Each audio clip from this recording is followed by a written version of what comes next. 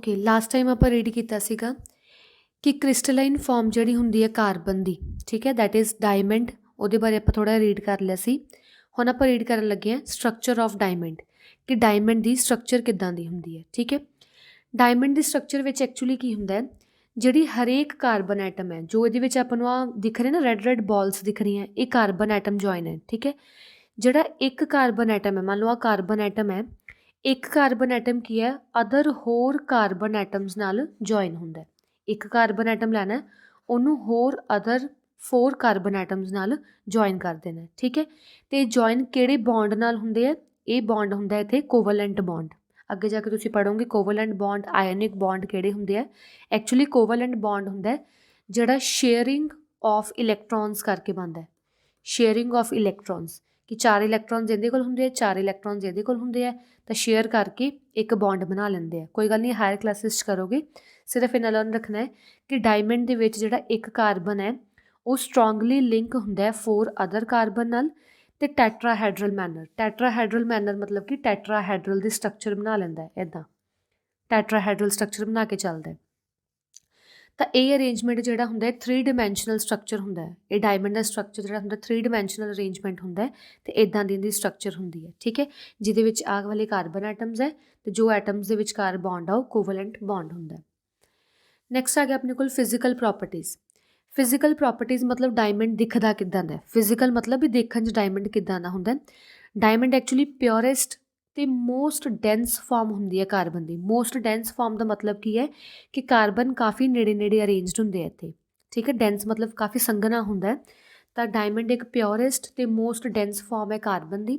Diamond hard ਹੁੰਦਾ, ਦੇਖੋ diamond ਸਖਤ ਹੁੰਦਾ, ਕਲੀਅਰ ਹੁੰਦਾ ਅਤੇ ਟਰਾਂਸਲਿਊਸੈਂਟ ਹੁੰਦਾ। ਟਰਾਂਸਲਿਊਸੈਂਟ ਮਾਈਟ ਵੀ ਤੁਹਾਨੂੰ ਪਤਾ ਹੋਊਗਾ, ਜਿਹਦੇ ਵਿੱਚ ਪਾਰਸ਼ੀਅਲ ਲਾਈਟ ਕੀ ਹੈ ਟਰਾਂਸਫਰ ਕਰਦੀ ਹੈ, ਫੁੱਲ ਲਾਈਟ ਨਹੀਂ ਟਰਾਂਸਫਰ ਕਰਦੀ। ਅਤੇ ਇਹਦੀ ਆਪਦੀ ਬ੍ਰਿਲੀਅੰਸ ਹੈ। ਬ੍ਰਿਲੀਅੰਸ ਤੁਸੀਂ ਮਾਈਟ ਵੀ ਡਾਇਮੰਡ ਅਗਰ ਦੇਖਿਆ ਹੋਊਗਾ ਤਾਂ ਬੜਾ ਸ਼ਾਈਨੀ ਅਤੇ ਬੜਾ ਅਟਰੈਕਟਿਵ ਹੁੰਦਾ। ਠੀਕ ਹੈ, ਇਹ ਹਾਰਡੈਸਟ ਨੈਚੁਰਲ ਸਬਸਟਾਂਸ ਨੂਨ ਹੈ, ਵੀ ਜਿੰਨੇ ਵੀ ਸਬਸਟਾਂਸ ਅੱਜ ਕੱਲ੍ਹ ਦੇਖੇ ਆ ਉਸ ਤੋਂ ਸਭ ਤੋਂ ਹਾਰਡੈਸਟ ਸਬਸਟਾਂਸ ਕਿਹੜਾ ਦੇਖਿਆ ਗਿਆ, ਡਾਇਮੰਡ। ਠੀਕ ਹੈ, it is a densest form of carbon with density 3.5 gram ਪਰ ਸੈਂਟੀਮੀਟਰ ਕਿਊਬ। ਇਹ ਸਭ ਤੋਂ ਡੈਂਸਿਟੀ ਜ਼ਿਆਦਾ ਵਾਲਾ ਮੰਨਿਆ ਗਿਆ, ਅਤੇ ਇਹਦੀ ਡੈਂਸਿਟੀ ਹੁੰਦੀ ਹੈ 3.5 ਪਰ ਗ੍ਰਾਮ ਪਰ ਸੈਂਟੀਮੀਟਰ ਕਿਊਬ। ਠੀਕ ਹੈ, ਇਹਦੀ ਹਾਈ ਡੈਂਸਿਟੀ ਕਾਹਦੇ ਕਰਕੇ ਹੁੰਦੀ ਹੈ, ਕਿਉਂਕਿ ਜਿਹੜਾ ਇਹਦਾ ਸਟਰਕਚਰ ਹੁੰਦਾ ਉਹ ਬੜਾ ਕੰਪੈਕਟ ਹੁੰਦਾ। ਮਤਲਬ ਕਾਰਬਨ ਦੇ ਵਿਚਕਾਰ ਜਿਹੜੇ ਬੌਂਡਸ ਵਗੈਰਾ ਹੁੰਦੇ ਆ ਬਹੁਤ ਨੇੜੇ ਨੇੜੇ ਹੁੰਦੇ ਆ, ਕਾਰਬਨਸ ਬੜੇ ਨੇੜੇ ਨੇੜੇ ਹੁੰਦੇ ਆ, ਤਾਂ ਕਰਕੇ ਜਿਹੜਾ ਹੁੰਦਾ ਇਹ ਮਤਲਬ ਡਾਇਮੰਡ ਦਾ ਸਟਰਕਚਰ ਕਾਫੀ ਕੰਪੈਕਟ ਹੁੰਦਾ, ਕਾਫੀ ਨੇੜੇ ਨੇੜੇ ਜਿਹਾ ਹੁੰਦਾ, ਡੈਂਸ ਹੁੰਦਾ। ਠੀਕ ਹੈ, ਡਾਇਮੰਡ ਜਿਹੜੇ ਹੁੰਦੇ ਆ ਕੋਈ ਵੀ ਸੋਲਵੈਂਟ ਲੈ ਲਓ, ਸੋਲਵੈਂਟ ਮਤਲਬ ਪਾਣੀ ਲੈ ਲਓ, ਐਲਕੋਹਲ ਲੈ ਲਓ, ਕਿਸੇ ਵੀ ਲਿਕੁਇਡ ਵਿੱਚ ਜਿਹੜਾ ਡਾਇਮੰਡ ਆ ਉਹ ਸੋਲੂਬਲ ਨਹੀਂ ਹੁੰਦਾ। ਉਹ ਤਾਂ ਓਬਵੀਅਸ ਹੈ, ਇਹ ਹੁਣ ਹਾਰਡੈਸਟ ਸਬਸਟਾਂਸ ਹੈ, ਕੋਈ ਹਾਰਡ ਮਟੀਰੀਅਲ ਸੋਲੂਬਲ ਤਾਂ ਹੋਊਗਾ ਹੀ ਨਹੀਂ। ਠੀਕ ਹੈ, ਇਹ ਬੈਡ ਕੰਡਕਟਰ ਹੁੰਦਾ ਹੀਟ ਦਾ। ਡਾਇਮੰਡ ਹੈ ਜਿਹੜਾ ਉਹ ਬੈਡ ਕੰਡਕਟਰ, ਇਹਦੇ ਵਿੱਚੋਂ ਹੀਟ ਪਾਸ ਨਹੀਂ ਕਰਦੀ, ਪਲੱਸ ਇਹਦੇ ਵਿੱਚੋਂ ਇਲੈਕਟ੍ਰੀਸਿਟੀ ਵੀ ਨਹੀਂ ਪਾਸ ਕਰਦੀ।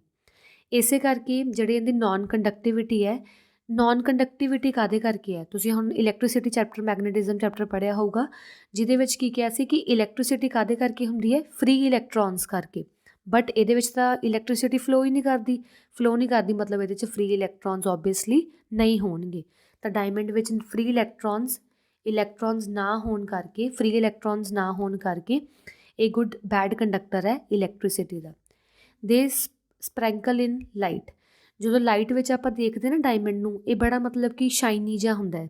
ਆਪਾਂ ਅੱਗੇ ਪੜ੍ਹਾਂਗੇ ਵੀ ਕਿਉਂ ਸ਼ਾਈਨ ਇੰਨਾ ਕਰਦਾ ਹੈ, ਇਹਦੇ 'ਚ ਰਿਫਲੈਕਸ਼ਨਸ ਵਗੈਰਾ ਐਕਚੁਅਲੀ ਹੁੰਦੀਆਂ, ਮੈਂ ਅੱਗੇ ਪੜ੍ਹਾਉਂਦੀ ਹਾਂ, ਅਤੇ ਬੜਾ ਸ਼ਾਈਨੀ ਹੁੰਦਾ। ਠੀਕ ਹੈ, ਇਹ ਹੁਣ ਆਪਣੇ ਕੋਲ ਕੁਛ ਕੁ ਇਨਆਰਗੈਨਿਕ ਕੰਪਾਊਂਡਸ ਹੈ। ਇਨਆਰਗੈਨਿਕ ਕੰਪਾਊਂਡ ਕਿਹੜੇ ਕੰਪਾਊਂਡ ਹੁੰਦੇ ਆ, ਜਿਹਦੇ ਵਿੱਚ ਕਾਰਬਨ ਅਤੇ ਹਾਈਡਰੋਜਨ ਦਾ ਬੌਂਡ ਨਹੀਂ ਹੁੰਦਾ। ਕਾਰਬਨ ਹੋ ਸਕਦਾ ਨੋ ਪ੍ਰੋਬਲਮ, ਬਟ ਉਹਦੇ ਵਿੱਚ ਉਹ ਵਾਲੇ ਕੰਪਾਊਂਡ ਵਿੱਚ ਕਾਰਬਨ ਅਤੇ ਹਾਈਡਰੋਜਨ 'ਚ ਡਾਇਰੈਕਟਲੀ ਬੌਂਡ ਨਹੀਂ ਹੋਊਗਾ, ਅਤੇ ਜਿਹਦੇ ਵਿੱਚ ਕਾਰਬਨ ਅਤੇ ਹਾਈਡਰੋਜਨ 'ਚ ਡਾਇਰੈਕਟਲੀ ਬੌਂਡ ਹੋਇਆ ਉਹ ਔਰਗੈਨਿਕ ਕੰਪਾਊਂਡਸ ਹੁੰਦੇ ਆ, ਔਰਗੈਨਿਕ ਕੰਪਾਊਂਡਸ। ਠੀਕ ਹੈ, ਆਪਾਂ ਇਨਆਰਗੈਨਿਕ ਕੰਪਾਊਂਡਸ ਦੇ ਨੇਮ ਅਤੇ ਫਾਰਮੂਲਾ ਦੇਖਣੇ ਆ, ਜਿਵੇਂ ਕੈਲਸ਼ੀਅਮ ਕਾਰਬੋਨੇਟ, ਕੈਲਸ਼ੀਅਮ ਦਾ ਹੋ ਗਿਆ Ca, ਕਾਰਬੋਨੇਟ ਦਾ ਹੋ ਗਿਆ CO3। ਅਗਰ ਤੁਸੀਂ ਕ੍ਰਿਸ ਕ੍ਰਾਸ ਮੈਥਡ ਨਾਲ ਦੇਖਣਾ ਤਾਂ ਉਹ ਵੀ ਦੇਖ ਲਓ, ਕੈਲਸ਼ੀਅਮ ਮਤਲਬ Ca, ਕਾਰਬੋਨੇਟ ਮਤਲਬ CO3।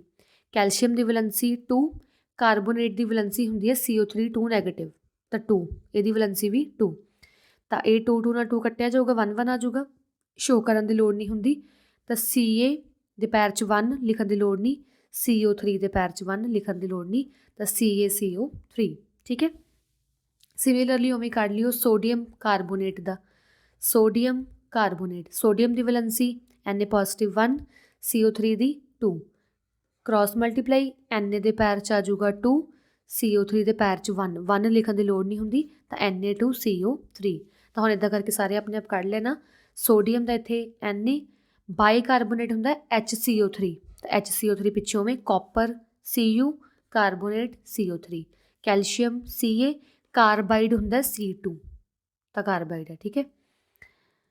ਇੱਥੇ ਕੈਲਸ਼ੀਅਮ ਕਾਰਬਾਈਡ ਹੁੰਦਾ ਇੱਥੇ C, ਕੈਲਸ਼ੀਅਮ ਦਾ ਐਕਚੁਅਲੀ ਕੀ ਹੁੰਦਾ, ਕੈਲਸ਼ੀਅਮ ਹੁੰਦਾ Ca ਅਤੇ ਕਾਰਬਾਈਡ ਹੁੰਦਾ C। ਕੈਲਸ਼ੀਅਮ ਦਾ ਵੈਲੈਂਸੀ ਕੀ ਹੋਊ Ca2+, 2, ਕਾਰਬਾਈਡ ਦੀ ਵੈਲੈਂਸੀ ਕੀ ਹੁੰਦੀ ਹੈ 1, ਇੱਥੇ ਕਾਰਬਾਈਡ ਦੀ ਵੈਲੈਂਸੀ 1 ਲੈਣੀ ਹੁੰਦੀ ਹੈ, ਤਾਂ ਕ੍ਰਾਸ ਮਲਟੀਪਲਾਈ CaC2, ਤਾਂ ਫਾਰਮੂਲਾ ਬਣ ਗਿਆ। ਕਾਰਬਾਈਡ ਮਤਲਬ C ਇੱਥੇ ਠੀਕ ਹੈ, ਜਿਹਦੀ ਵੈਲੈਂਸੀ ਹੋਊਗੀ 1। ਜ਼ਿੰਕ ਕਾਰਬੋਨੇਟ, ਜ਼ਿੰਕ ਮਤਲਬ Zn, ਕਾਰਬੋਨੇਟ ਮਤਲਬ CO3। ਤਾਂ ਇਹ ਵਾਲੇ ਸਾਰੇ ਨੇਮ ਅਤੇ ਫਾਰਮੂਲਾਜ਼ ਇਨਆਰਗੈਨਿਕ ਕੰਪਾਊਂਡ ਦੇ ਲਰਨ ਕਰਨੇ ਆ ਠੀਕ ਹੈ। ਨੈਕਸਟ ਆ ਗਿਆ ਆਪਣੇ ਕੋਲ ਅਕਰੈਂਸ ਆਫ ਡਾਇਮੰਡ, ਕਿ ਡਾਇਮੰਡ ਕਿਵੇਂ ਮਤਲਬ ਅਕਰ ਕਰਦਾ, ਕਿੱਥੇ ਅਕਰ ਕਰਦਾ, ਕਿੱਥੇ ਪ੍ਰੈਜੈਂਟ ਹੁੰਦਾ। ਡਾਇਮੰਡ ਹੈ ਜਿਹੜਾ ਉਹ ਸਮੋਲ ਕ੍ਰਿਸਟਲਸ ਦੀ ਫਾਰਮ 'ਚ ਪ੍ਰੈਜੈਂਟ ਹੁੰਦਾ ਹੈ, ਕਿੱਥੇ ਹੁੰਦਾ ਸਿਲੀਕੇਟ ਰੌਕਸ ਵਿੱਚ। ਆਹ ਵਾਲਾ ਰੌਕ ਹੁੰਦਾ ਜਿਹੜਾ ਗ੍ਰੇਇਸ਼ ਕਲਰ ਦਾ ਰੌਕ, ਇਹ ਵਾਲਾ ਸਿਲੀਕੇਟ ਰੌਕ ਹੁੰਦਾ ਜਿਹੜੇ different parts of the world ਵਿੱਚ ਫਾਈਂਡ ਆਊਟ ਹੁੰਦਾ। ਸਿਲੀਕੇਟ ਰੌਕਸ ਦੇ ਵਿੱਚ ਸਮੋਲ ਕ੍ਰਿਸਟਲਸ ਹੁੰਦੇ ਆ, ਉਹ ਸਮੋਲ ਕ੍ਰਿਸਟਲਸ ਕਾਹਦੇ ਹੁੰਦੇ ਆ, ਡਾਇਮੰਡ ਦੇ ਹੁੰਦੇ ਆ ਠੀਕ ਹੈ। ਇਹ ਕੀ ਹੈ ਮਤਲਬ minus of south Africa, Brazil, Australia, ਇਹਨਾਂ ਵਿੱਚ ਮੋਸਟ ਕਾਮਨਲੀ ਫਾਈਂਡ ਆਊਟ ਹੁੰਦੇ ਆ। ਅਤੇ ਇੰਡੀਆ ਦੇ ਵਿੱਚ ਫਾਈਂਡ ਹੁੰਦੇ ਆ ਪਾਨਾ MP 'ਚ ਹੈ, ਅਤੇ Golconda and Vajrakarur that is AP, Arunachal Pradesh ਵਗੈਰਾ ਦੇ ਵਿੱਚ ਪ੍ਰੈਜੈਂਟ ਹੈ ਠੀਕ ਹੈ। ਨੈਕਸਟ ਆ ਗਿਆ ਆਪਣੇ ਕੋਲ ਡਾਇਮੰਡ ਹੈ ਜਿਹੜਾ ਉਹਨੂੰ ਆਪਾਂ ਕੈਰਟ ਵਿੱਚ ਮੈਜਰ ਕਰਦੇ ਹਾਂ। ਜਿਹੜਾ 1 ਕੈਰਟ ਹੁੰਦਾ ਉਹ ਹੁੰਦਾ 1/5 ਆਫ ਗ੍ਰਾਮ। ਇਹ ਕੈਰਟ ਉਹ ਵਾਲਾ ਕੈਰਟ ਨਹੀਂ ਹੈ ਜੋ ਆਪਾਂ ਗੋਲਡ ਵਿੱਚ ਕੈਰਟ ਯੂਜ਼ ਕਰਦੇ ਹਾਂ, ਇਹ ਕੈਰਟ ਡਾਇਮੰਡ ਲਈ ਡਿਫਰੈਂਟ ਕੈਰਟ ਹੁੰਦਾ ਠੀਕ ਹੈ। ਤਾਂ ਜਿਹੜਾ ਕੋਹੀਨੂਰ ਜਿਹੜਾ ਡਾਇਮੰਡ ਹੈ ਉਹ ਸਭ ਤੋਂ ਓਲਡੈਸਟ ਡਾਇਮੰਡ ਹੈ ਜਿਹੜਾ ਫਾਊਂਡ ਹੋਇਆ ਸੀਗਾ, ਅਤੇ ਮੋਸਟ ਫੇਮਸ ਹੈ ਡਾਇਮੰਡ ਆਪਣੀ ਵਰਲਡ ਦੇ ਵਿੱਚ, ਕੋਹੀਨੂਰ ਡਾਇਮੰਡ। ਆਹ ਵਾਲਾ ਸੈਕਿੰਡ ਡਾਇਗਰਾਮ ਸ਼ੋ ਕੀਤਾ ਹੋਇਆ ਕੋਹੀਨੂਰ ਡਾਇਮੰਡ। ਡਿਫਰੈਂਟ ਹੋਰ ਵੀ ਹੈ, ਹੋਪ ਡਾਇਮੰਡ, ਕੌਂਡੀ ਡਾਇਮੰਡ ਠੀਕ ਹੈ। ਕੋਹੀਨੂਰ ਜਿਹੜਾ ਸਭ ਤੋਂ ਓਲਡੈਸਟ ਹੈ ਅਤੇ ਮੋਸਟ ਫੇਮਸ ਡਾਇਮੰਡ ਹੈ। ਨੈਕਸਟ ਆ ਗਿਆ ਆਪਣੇ ਕੋਲ ਯੂਜ਼ਜ਼ ਆਫ ਡਾਇਮੰਡ। ਡਾਇਮੰਡ ਦੇ ਕਾਫੀ ਸਾਰੇ ਯੂਜ਼ ਹੈ। ਫਸਟ ਤਾਂ ਕੀ ਹੈ ਜੈਮਸ ਵਿੱਚ, ਜਿਵੇਂ ਜਿਹੜੇ ਪ੍ਰੀਸ਼ੀਅਸ ਜੈਮਸ ਹੁੰਦੇ ਆ ਉਹਨਾਂ ਵਿੱਚ ਇੱਕ ਕੀ ਹੈ ਡਾਇਮੰਡ ਹੈ। ਅਤੇ ਜਵੈਲਰੀ ਵਗੈਰਾ ਬਣਾਉਣ ਵਿੱਚ, ਏਅਰਿੰਗਸ ਵਗੈਰਾ ਜਾਂ ਮਤਲਬ ਜੋ ਵੀ ਰਿੰਗਸ ਵਗੈਰਾ ਡਾਇਮੰਡ ਦੀਆਂ ਬਣਦੀਆਂ, ਜਵੈਲਰੀ ਵਾਸਤੇ ਯੂਜ਼ ਹੁੰਦਾ। It is used for cutting glass, glass ਨੂੰ ਕੱਟ ਕਰਨ ਲਈ ਵੀ ਡਾਇਮੰਡ ਯੂਜ਼ ਕਰਦੇ ਆ ਠੀਕ ਹੈ। ਜਾਂ ਤਾਂ ਡਰਿਲਿੰਗ ਰੌਕਸ ਵਗੈਰਾ ਨੂੰ ਡਰਿਲ ਕਰਨ ਲਈ ਵੀ ਡਾਇਮੰਡ ਯੂਜ਼ ਕਰਦੇ ਆ, ਜਾਂ ਐਕਸਪੈਂਸਿਵ ਵਾਚਿਸ ਵਗੈਰਾ ਵਿੱਚ ਵੀ ਡਾਇਮੰਡ ਯੂਜ਼ਡ ਹੁੰਦਾ। It is used in generating laser beams, laser beam ਨੂੰ ਜਨਰੇਟ ਕਰਨ ਲਈ ਵੀ ਡਾਇਮੰਡ ਦਾ ਯੂਜ਼ ਹੁੰਦਾ ਇਲੈਕਟ੍ਰੋਨਿਕਸ ਦੇ ਵਿੱਚ। As a die, diamond is used for drawing tungsten wires. ਹੁਣ ਇੱਥੇ ਆਹ ਵਾਲਾ ਡਾਈ ਕੋਈ ਰੰਗਣ ਵਾਲਾ ਡਾਈ ਜਾਂ ਮਰਨ ਵਾਲਾ ਡਾਈ ਨਹੀਂ ਹੈ ਓਕੇ। ਇੱਥੇ ਡਾਈ ਦਾ ਮਤਲਬ ਕੀ ਹੈ, ਤੁਹਾਨੂੰ ਕਾਫੀ ਮਤਲਬ BSc ਜਾਂ BTech 'ਚ ਆਊਗਾ। ਡਾਈ ਦਾ ਮਤਲਬ ਕੀ ਹੁੰਦਾ ਹੈ, ਡਾਈ ਇੱਕ ਹੁੰਦਾ ਹੋਲੋ ਲਾਈਕ ਚੀਜ਼ ਹੁੰਦੀ ਹੈ, ਇੱਕ ਹੋਲੋ ਮਤਲਬ ਸਰਫੇਸ ਹੁੰਦਾ ਜਿਹਦੇ ਵਿੱਚੋਂ ਅਗਰ ਆਪਾਂ ਕੋਈ ਵੀ ਮੈਟਲ ਪਾਸ ਕਰੀਏ ਨਾ ਤਾਂ ਉਹ ਮੈਟਲ ਉੱਦਾਂ ਦਾ ਆਕਾਰ, ਉੱਦਾਂ ਦੀ ਸ਼ੇਪ ਲੈ ਲੈਂਦਾ, ਤਾਂ ਉਹ ਡਾਈ ਹੁੰਦੀ ਹੈ ਠੀਕ ਹੈ, ਡਾਈ ਹੁੰਦਾ। ਤਾਂ ਡਾਈ ਵਿੱਚ ਕੀ ਹੁੰਦਾ ਇੱਕ ਐਜ਼ ਅ ਡਾਈ ਯੂਜ਼ ਹੁੰਦਾ diamond, diamond as a die use ਹੁੰਦਾ ਜਿਹਦੇ ਵਿੱਚ ਆਪਾਂ ਟੰਗਸਟਨ ਵਾਇਰਸ ਨੂੰ ਕੀ ਹੈ ਬਣਾਉਂਦੇ ਹਾਂ ਠੀਕ ਹੈ। ਨੈਕਸਟ ਆ ਗਿਆ ਪ੍ਰੈਪਰੇਸ਼ਨ ਆਫ ਡਾਇਮੰਡ। ਹੁਣ ਡਾਇਮੰਡ ਨੂੰ ਆਪਾਂ ਕਿਵੇਂ ਬਣਾ ਸਕਦੇ ਹਾਂ ਆਰਟੀਫਿਸ਼ੀਅਲ ਮੈਥਡ 'ਤੇ।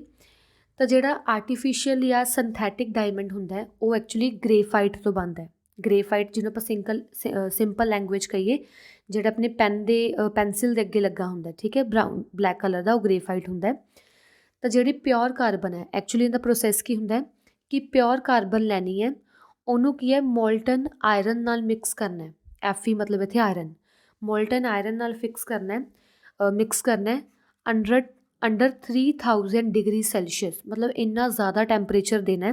ਤਾਂ ਫਿਰ ਜਿਹੜਾ ਮਟੀਰੀਅਲ ਬਣੂਗਾ ਉਹਨੂੰ ਸਡਨਲੀ ਕੂਲ ਕਰਨਾ ਹੈ ਇੰਨੇ ਟੈਂਪਰੇਚਰ 'ਤੇ, 3000 'ਤੇ ਪੂਰਾ ਗਰਮ ਕਰਨਾ, ਫਿਰ 300 ਡਿਗਰੀ ਸੈਲਸੀਅਸ 'ਤੇ ਸਡਨ ਉਹਨੂੰ ਘਟਾ ਦੇਣਾ ਟੈਂਪਰੇਚਰ ਨੂੰ, ਤਾਂ ਜਿਹੜਾ ਆਇਰਨ ਸੋਲੀਡੀਫਾਈ ਹੋ ਕੇ ਬਣੂਗਾ, ਮਤਲਬ ਗ੍ਰੇਟ ਪ੍ਰੈਸ਼ਰ ਉਹਨੂੰ ਦੇਣਾ ਪਊਗਾ ਬਾਅਦ 'ਚੋਂ ਡਿਜ਼ੋਲਵਡ ਕਾਰਬਨ ਵਗੈਰਾ ਦਾ, ਤਾਂ ਜੋ ਵੀ ਚੀਜ਼ ਬਣ ਕੇ ਕ੍ਰਿਸਟਲਾਈਜ਼ ਦੀ ਫਾਰਮ ਵਿੱਚ ਆਊਗੀ ਉਹ ਆਪਣਾ ਡਾਇਮੰਡ ਬਣ ਕੇ ਆਊਗਾ। ਕਾਫੀ ਮਤਲਬ ਹੈਵੀ ਪ੍ਰੋਸੈਸ ਹੁੰਦਾ ਹੈ, ਕਾਫੀ ਟੈਂਪਰੇਚਰ ਵਗੈਰਾ ਦੇਣਾ ਜਾਂ ਘਟਾਉਣਾ ਪੈਂਦਾ ਹੈ, ਉਦੋਂ ਬਾਅਦ ਆਪਣਾ ਕੀ ਫਾਰਮ ਹੁੰਦਾ ਡਾਇਮੰਡ। ਅਤੇ ਉਸ ਤੋਂ ਬਾਅਦ ਹੁਣ ਆਪਾਂ ਇੱਥੇ ਆਇਰਨ ਯੂਜ਼ ਕੀਤੀ ਸੀ, ਆਇਰਨ ਨੂੰ ਮਤਲਬ ਕਾਰਬਨ ਨਾਲ ਕੰਪਰੈਸ ਕੀਤਾ ਸੀਗਾ, ਅਤੇ ਇਹ ਆਇਰਨ ਨੂੰ ਰਿਮੂਵ ਕਰਨ ਲਈ ਬਾਅਦ ਵਿੱਚ ਕੀ ਕਰਦੇ, ਉਹਦੇ ਵਿੱਚ ਹਾਈਡਰੋਕਲੋਰਿਕ ਐਸਿਡ ਨੂੰ ਮਿਕਸ ਕਰ ਦਿੰਦੇ ਆ, ਜਿਹਦੇ ਕਰਕੇ ਆਇਰਨ ਕੀ ਹੈ ਰਿਮੂਵ ਹੋ ਜਾਂਦੀ ਹੈ। ਠੀਕ ਹੈ, ਇਹ ਹੈਗਾ ਪ੍ਰੈਪਰੇਸ਼ਨ ਆਫ ਡਾਇਮੰਡ। ਨੈਕਸਟ ਆ ਗਿਆ ਆਪਣੇ ਕੋਲ ਗ੍ਰੇਫਾਈਟ। ਡਾਇਮੰਡ ਬਾਰੇ ਤਾਂ ਆਪਾਂ ਪੜ੍ਹ ਲਿਆ ਕਿ ਕਿਵੇਂ ਦੀ ਸਟਰਕਚਰ ਹੁੰਦੀ ਹੈ, ਕਿਵੇਂ ਆਪਾਂ ਪ੍ਰੀਪੇਅਰ ਕਰ ਸਕਦੇ ਹਾਂ। ਨੈਕਸਟ ਟੋਪਿਕ ਆਪਣੇ ਕੋਲ ਗ੍ਰੇਫਾਈਟ। ਗ੍ਰੇਫਾਈਟ ਵੀ ਇੱਕ ਕ੍ਰਿਸਟਲਾਈਨ ਫਾਰਮ ਹੈ ਕਾਰਬਨ ਦੀ, ਠੀਕ ਹੈ, ਜਿਹੜਾ ਕਿ ਸੌਫਟ ਗ੍ਰੇਇਸ਼ ਜਾਂ ਗਰੀਸੀ ਸਬਸਟਾਂਸ ਹੁੰਦਾ ਇੱਦਾਂ ਦਾ, ਇਹ ਫਾਰਮ ਹੁੰਦੀ ਹੈ ਗ੍ਰੇਫਾਈਟ ਫਾਰਮ। ਠੀਕ ਹੈ, ਇਹ ਮੇਨਲੀ ਆਪਾਂ ਨੂੰ ਕੀ ਹੈ found S plum bags in different part of world. ਜਿਵੇਂ ਆਪਾਂ ਤਾਂ ਗ੍ਰੇਫਾਈਟ ਬੋਲਦੇ ਹਾਂ ਨਾ, but different parts of the world's ਵਿੱਚ ਇਹਨੂੰ ਪਲਮ ਬੈਗਸ ਵੀ ਬੋਲਦੇ ਆ, ਪਲਮ ਬੈਗਸ। ਠੀਕ ਹੈ, ਸਟਰਕਚਰ ਕਿੱਦਾਂ ਦੀ ਹੁੰਦੀ ਹੈ ਇਹਦੀ ਗ੍ਰੇਫਾਈਟ ਦੀ, ਜਿਹੜਾ ਗ੍ਰੇਫਾਈਟ ਵਿੱਚ ਹਰੇਕ ਕਾਰਬਨ ਐਟਮ ਹੁੰਦਾ ਹੈ, ਜਿਵੇਂ ਮੰਨ ਲਓ ਆਪਣਾ ਵਾਲਾ ਕਾਰਬਨ ਐਟਮ ਹੈ, ਇਹ ਕੀ ਹੁੰਦਾ 3 ਅਦਰ ਕਾਰਬਨ ਐਟਮਸ ਨਾਲ ਕੰਬਾਈਨਡ ਹੁੰਦਾ ਹੈ। 3 ਅਦਰ ਕਾਰਬਨ ਐਟਮਸ ਨਾਲ ਕੰਬਾਈਨ ਹੋਊਗਾ, ਕਿਹੜੇ ਬੌਂਡ ਨਾਲ, ਸੇਮ ਕੋਵਲੈਂਟ ਬੌਂਡ ਨਾਲ। ਠੀਕ ਹੈ, ਤਾਂ ਜਿਹੜਾ ਗ੍ਰੇਫਾਈਟ ਕ੍ਰਿਸਟਲਾਈਨ ਸਟਰਕਚਰ ਹੁੰਦਾ ਹੈ ਉਹ ਲੇਅਰਸ ਵਿੱਚ ਅਕਰ ਕਰਦਾ ਹੈ, ਮਤਲਬ ਫਰਸਟ ਲੇਅਰ ਆ ਗਈ, ਫਿਰ ਸੈਕਿੰਡ ਲੇਅਰ ਆ ਗਈ, ਥਰਡ ਲੇਅਰ ਆ ਗਈ, ਲੇਅਰ ਦੀ ਫਾਰਮ ਵਿੱਚ ਹੈ, ਅਤੇ ਹਰੇਕ ਲੇਅਰ ਵਿੱਚ ਹੈਕਸਾਗੋਨਲ ਨੈਟਵਰਕ ਹੈ, ਮਤਲਬ ਹੈਕਸਾਗਨ, ਇਹਦਾ ਹੈਕਸਾਗੋਨਲ ਨੈਟਵਰਕ ਬਣਿਆ ਹੋਇਆ ਪੂਰਾ, ਜਿਹਦੇ ਵਿੱਚ ਕਾਰਬਨ, ਇੱਕ ਕਾਰਬਨ, ਦੂਜੇ ਕਾਰਬਨ, ਤੀਜੇ ਕਾਰਬਨ ਸਾਰੇ ਕੀ ਹੈ ਹੈਲਡ ਹੋਏ ਹੋਏ ਆ। ਬਟ ਇਹਨਾਂ ਵਿਚਕਾਰ ਦੇਖੋ ਜਿਹੜੇ 2 ਹੈਕਸਾਗਨ ਹੈ, ਫਸਟ ਅਤੇ 2 ਜਾਂ 3, ਇਹਦੇ ਵਿੱਚ ਜਿਹੜੀ ਹੁਣ ਮੰਨ ਲਓ 2 ਇਹਦੇ ਨਾਲ ਕੰਬਾਈਨ ਹੋਇਆ ਹੋਇਆ, ਸਾਰੇ ਹੈਕਸਾਗਨ ਦੂਜੇ ਨਾਲ ਕੰਬਾਈਨ ਹੋਇਆ ਦੂਜੀ ਲੇਅਰ ਨਾਲ। ਇਹ ਲੇਅਰ ਵਿੱਚ ਜੋ ਬੌਂਡ ਹੁੰਦਾ ਨਾ, ਇਹ ਬੌਂਡ ਕਾਫੀ ਵੀਕ ਫੋਰਸਿਸ ਹੁੰਦੀਆਂ, ਕਾਫੀ ਵੀਕ ਹੋਣ ਕਰਕੇ ਜਿਹੜਾ ਇਹ ਗ੍ਰੇਫਾਈਟ ਹੈ ਇਹ ਸਲਾਈਡ ਕਰ ਜਾਂਦਾ ਈਜ਼ੀਲੀ, ਤਾਂ ਆਪਾਂ ਪੈਨਸਿਲ ਨਾਲ ਈਜ਼ੀਲੀ ਲਿਖ ਪਾਉਂਦੇ ਹਾਂ। ਠੀਕ ਹੈ, ਤਾਂ ਇਹ ਕੀ ਹੈ ਗਰੀਸੀ ਸਬਸਟਾਂਸ ਕਰਕੇ, ਮਤਲਬ ਪਿੱਛੇ ਪੇਪਰ ਦੇ ਪਿੱਛੇ ਆਪਣੀ ਕੀ ਹੈ ਮਾਰਕ ਛੱਡ ਜਾਂਦਾ। ਠੀਕ ਹੈ, ਇਸੇ ਕਰਕੇ ਕੀ ਹੈ ਗ੍ਰੇਫਾਈਟ ਇੱਕ ਅਦਮ ਮਾਰਕ ਛੱਡ ਜਾਂਦਾ ਪੇਪਰ 'ਤੇ, ਅਤੇ ਆਪਾਂ ਸੌਫਟ ਥੋੜ੍ਹਾ ਗਰੀਸੀ ਹੁੰਦਾ ਹੈ, ਤਾਂ ਕਰਕੇ ਆਪਾਂ ਈਜ਼ੀਲੀ ਲਿਖ ਸਕਦੇ ਹੁੰਦੇ ਹਾਂ। ਕਲੀਅਰ। ਨੈਕਸਟ ਆ ਗਿਆ ਵਾਈ ਡਾਇਮੰਡ ਸਪਾਰਕਲ। ਵੀ ਡਾਇਮੰਡ ਸਪਾਰਕਲ ਕਾਹਤੋਂ ਕਰਦੇ, ਸ਼ਾਈਨ ਕਾਹਤੋਂ ਕਰਦੇ ਆ। ਡਾਇਮੰਡ ਇੱਕ ਟਰਾਂਸਪੇਰੈਂਟ ਨੋਨ ਮੈਟਲ ਹੈ, ਐਕਚੁਅਲੀ ਟਰਾਂਸਲਿਊਸੈਂਟ ਹੁੰਦਾ ਹੈ, ਮਤਲਬ ਥੋੜ੍ਹੀ ਲਾਈਟ ਪਾਸ ਕਰਦੀ ਹੈ ਇਹਦੇ ਵਿੱਚੋਂ, ਪ੍ਰੋਪਰ ਲਾਈਟ ਨਹੀਂ ਪਾਸ ਕਰਦੀ, ਬਟ ਹਾਂ ਇੱਕ ਐਕਸਟੈਂਡ ਲਾਈਟ ਪਾਸ ਕਰਦੀ ਹੈ।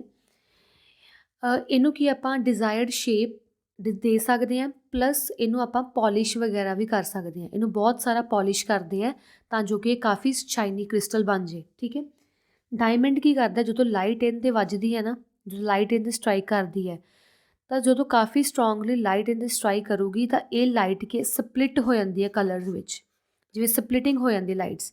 ਐਕਚੁਅਲੀ ਵੈਸੇ ਡਾਇਮੰਡ ਦੇ ਵਿੱਚ ਟੋਟਲ ਇੰਟਰਨਲ ਰਿਫਲੈਕਸ਼ਨ ਹੁੰਦਾ ਹੈ, total internal reflection, but total internal reflection ਤੁਹਾਡੇ ਸਿਲੇਬਸ 'ਚ ਹੈ ਨਹੀਂਗਾ, ਫਿਜ਼ਿਕਸ 'ਚ ਨਹੀਂ ਹੈਗਾ, ਤਾਂ ਆਪਾਂ ਨਹੀਂ ਇੱਦਾਂ ਕਰਾਂਗੇ। ਤੁਸੀਂ ਸਿਰਫ ਇੰਨਾ ਲਰਨ ਰੱਖਣਾ ਹੈ ਕਿ ਜਦੋਂ ਬੀਮ ਆਫ ਲਾਈਟ ਡਾਇਮੰਡ 'ਤੇ ਵੱਜੂਗੀ ਤਾਂ ਉਹ ਲਾਈਟ ਕੀ ਹੈ ਸਪਲਿਟ ਕਰ ਜੂ, ਟੁੱਟ ਜੂਗੀ, ਅਤੇ ਜਦੋਂ ਟੁੱਟਦੀ ਹੈ ਲਾਈਟ ਉਹ ਆਪਾਂ ਨੂੰ ਐਜ਼ ਆ ਸ਼ਾਈਨੀ ਦਿਖਦਾ। ਠੀਕ ਹੈ, ਤਾਂ ਸਪਾਰਕ